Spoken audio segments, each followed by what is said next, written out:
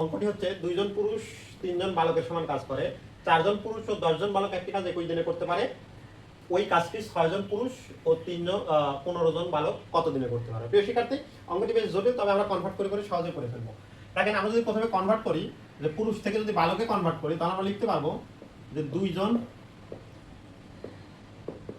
পুরুষ সমান হচ্ছে 3 জন বালক। তাহলে একজন পুরুষ সমান 3/2 জন বালক। এখন ওই যে 4 জন পুরুষ সমান 3 × 4 বাই হচ্ছে 2, কেটে দিলে কত হলো? 2 ইকুয়াল টু 6 জন বালক। তাহলে প্রথম অংশের মোট বালক, কারণ 4 জন পুরুষের পরিবর্তে 6 জন বালক পেয়েছি, আরো 10 জন বালক ছিল, তাহলে আমরা লিখতে পারি যে প্রথম অংশের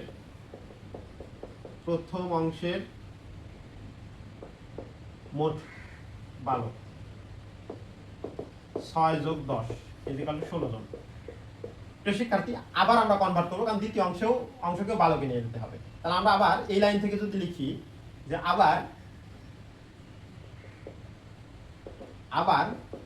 একজন পুরুষ সমান হচ্ছে 3/2 জন বালক।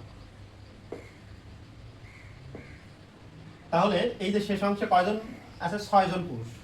তাহলে 6 জন পুরুষ সমান 3/2 × 6, তাহলে কত হলো প্রিয় শিক্ষার্থী? 9 জন বালক। এখন শেষ অংশের মোট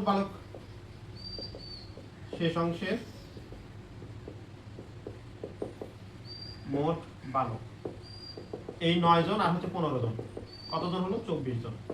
এখন প্রিয় শিক্ষার্থী দেখেন, এই যে 16 জন কাজ করে হচ্ছে একই দিনে। তাহলে একজন কত দিনে করে আর 24 জন কত দিনে করে সেটা বের করলেই হবে। তাহলে আমরা লিখতে পারবো যে এখন 16 জন বালকের সময় লাগে 21 দিন।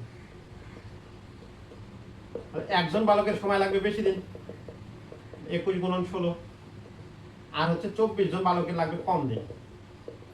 তাহলে 21 × 16 ভাগ হচ্ছে 24। তাহলে এটা যদি আমরা কেটে দিই, 8 দিয়ে 2 3 দিয়ে কাটলে 7 ইকুয়াল হচ্ছে 14 দিন।